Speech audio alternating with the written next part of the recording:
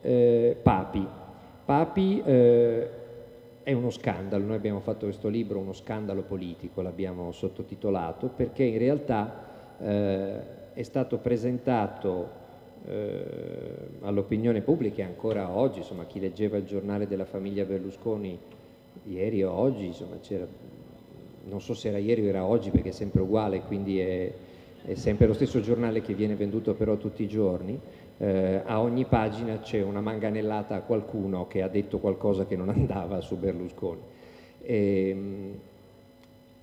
C'era un pezzo di Feltri che diceva sai che novità, a Berlusconi piacciono le ragazze. Ecco, il caso Papi non c'entra niente con il fatto che a Berlusconi piacciono le ragazze, anche perché se il problema fosse che a Berlusconi piacciono le ragazze non ci sarebbe nessun problema, a tutti i maschietti piacciono le ragazze, magari a quelli di 73 anni diciamo si mettono l'anima in pace, insomma, ma voglio dire, se invece sono ancora perfettamente funzionanti, come lo ha definito il suo avvocato, ben vengano anche 6 o 7 alla volta, per dire, se uno ce la fa. Il problema non è minimamente il fatto che il Presidente del Consiglio è sessualmente attivo e praticante. Noi abbiamo cercato di riassumere tutti gli aspetti che costituiscono uno scandalo politico in questo fatto, non perché pensiamo che queste vicende siano le cose peggiori che ha fatto Berlusconi nella sua carriera. Berlusconi è riuscito a fare infinitamente di peggio nella sua carriera e ci arriviamo fra un attimo a proposito della mafia, eccetera, eccetera. Ma perché a un certo punto è capitato che la cronaca ha offerto delle notizie in merito e quindi quelle notizie andavano date. Io personalmente non starei lì a menarla per mesi e mesi con le 10 domande tutti i giorni, non t'ha risposto, pace, insomma a un certo punto, tanto lo sappiamo che non risponde mai. Non ha mai risposto sulla mafia, figuriamoci se risponde sulle mignotte o sulle minorenni. Quindi a un certo punto uno dice vabbè, l'abbiamo raccontata, l'abbiamo riraccontata, l'abbiamo riraccontata, adesso quando ci saranno delle novità la riracconteremo ancora, ma insomma non è la cosa più grave che ha fatto, quindi io non sono uno di quelli che dice è la cosa più grave del mondo che lui ha fatto. È una cosa gravissima quello che è successo e che si è accertato, indipendentemente dagli aspetti penali che non ci sono, perché, lo dico fra un attimo, ma in un qualsiasi altro paese, anche del terzo mondo, un capo di governo che fosse stato beccato a fare le cose che è stato beccato a fare lui si sarebbe già dovuto ovviamente dimettere. Quindi l'abbiamo raccontata anche perché, voglio dire, dei rapporti con la mafia, delle indagini sulle stragi, dei casi di corruzione, corruzione di giudici, corruzione di testimoni come Mills, corruzione della Guardia di Finanza, fondi neri, evasioni fiscali, appropriazioni indebite, ci eravamo già occupati in vari altri libri e quindi giustamente ci stava pure un librino su Papi, ma poi perché i giornalisti devono raccontare quello che succede. In questo periodo si sono scoperte alcune vicende che, ripeto, non c'entrano niente con la privacy, non c'entrano niente con la vita privata, non c'entrano niente col buco della serratura, non c'entrano niente con la vita familiare, col ménage familiare, non c'entrano niente con la fedeltà o infedeltà coniugale del presidente, non ce ne frega niente di tutto quello. I problemi sono altri, a proposito di Papi. Intanto le vicende Papi e dintorni sono state rivelate non da Repubblica, non dall'Unità, non da El País, non da tutta questa internazionale della stampa comunista che lo perseguita. Queste vicende sono state rivelate da una signorina che si chiama Noemi Letizia e che il giorno del suo compleanno ci ha raccontato che da anni lei chiama Papi il Presidente del Consiglio, da anni lo frequenta, da anni lo rincuora, da anni fa il karaoke con lui nelle sue varie residenze, sulle note delle famose canzoni scritte dal Presidente del Consiglio insieme ad Apicello. Beh, è stata lei a raccontare questa cosa. Sul fatto che il Presidente del Consiglio abbia una certa predilezione per le minorenni non sapevamo nulla finché non ce lo ha rivelato sua moglie, la quale ha fatto sapere agli italiani, cioè la donna che lo conosce di più, si presume, perché se lo sciroppa dal 1980. sta per far 30 anni, cioè immaginate la resistenza.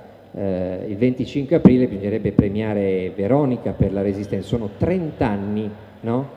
Che se lo tira dietro. Quindi la donna che più conosce il Presidente del Consiglio un giorno sente il bisogno di dire agli italiani: guardate, questo va con le minorenni e non sta bene. Ho provato a stargli vicino per curarlo, ho pregato i suoi uomini più fedeli, più fidati di dargli una mano perché non sta bene, ma è stato tutto inutile. Queste sono delle notizie date dalla signora Veronica agli italiani, evidentemente perché la signora Veronica pensava che potesse interessare agli italiani conoscere lo stato di salute mentale, psicofisico, psicosessuale del Presidente del Consiglio, il suo equilibrio o il suo eventuale non equilibrio. Poi a un certo punto ha parlato con i magistrati e con un giornale la signora D'Addario, di professione prostituta, la quale ci ha raccontato di avere trascorso alcune serate e una nottata con il Presidente del Consiglio, di avere filmato e audioregistrato tutto e di essere poi miracolosamente entrata nelle liste del Popolo della Libertà per le elezioni comunali a Bari.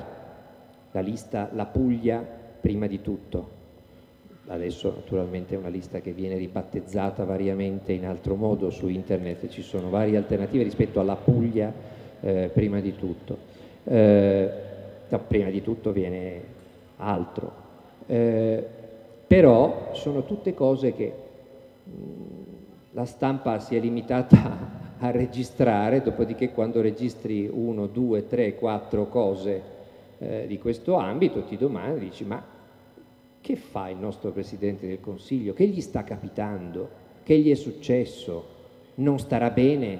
Ce l'ha detto la moglie, ma si nota anche a occhio nudo. Non so se io ieri casualmente vedevo su Sky in diretta la conferenza stampa congiunta con Zapatero. Io non lo so chi di voi ha avuto, ma gli mancava lo scolapaste in testa e il mattarello in mano, è una cosa da mettersi le mani nei capelli a pensare al fatto che in tutto il mondo in quel momento qualcuno poteva vedere una scena di quel genere, cioè due capi di governo, uno che guardava incuriosito l'altro dall'alto in basso, con quegli occhi da cerbiatto, no? Che a Zapatero e lo osservava con uno stupore candido, mentre l'altro spiegava come si fa ad andare a letto con una senza pagarla, ma facendola pagare da un altro perché vuoi mettere il gusto della conquista. Uno non le paga perché sennò il gusto della conquista, e l'altro lo guardava giustamente, avendo letto qualcosa su El País naturalmente, si domandava che tristezza, no? Immaginate la tristezza di un attempato Latin lover o sedicente tale che non riesce più a trovare altro se non amori mercenari che gli vengono recapitati à la carte in casa, no? Da uno che paga segretamente le ragazze perché così lui si possa illudere di averle conquistate gratis, cioè una cosa di una tristezza immane, una cosa che ti fa... Doveva mettersi a piangere, mettergli una mano sulla spalla e dire: povero, cioè c'è uno che te le paga e non te lo dice. Mi viene in mente la moglie di Fantozzi che segretamente, no aspettate, che segretamente va dal mega direttore galattico e gli dà dei soldi affinché con quei soldi il mega direttore galattico richiami dalla pensione il marito, perché il marito sta in casa e non sa cosa fare e si sente moribondo e ha bisogno di fare qualcosa, e allora viene riassunto ma con soldi che gli dà la moglie segretamente. Ecco, è una cosa drammatica, è una cosa tristissima. C'era Zapatero che aveva capito perfettamente la situazione nella quale lui si trovava, e lui era tutto contento di raccontare che lui è ancora un vecchio conquistatore, una cosa drammaticamente penosa.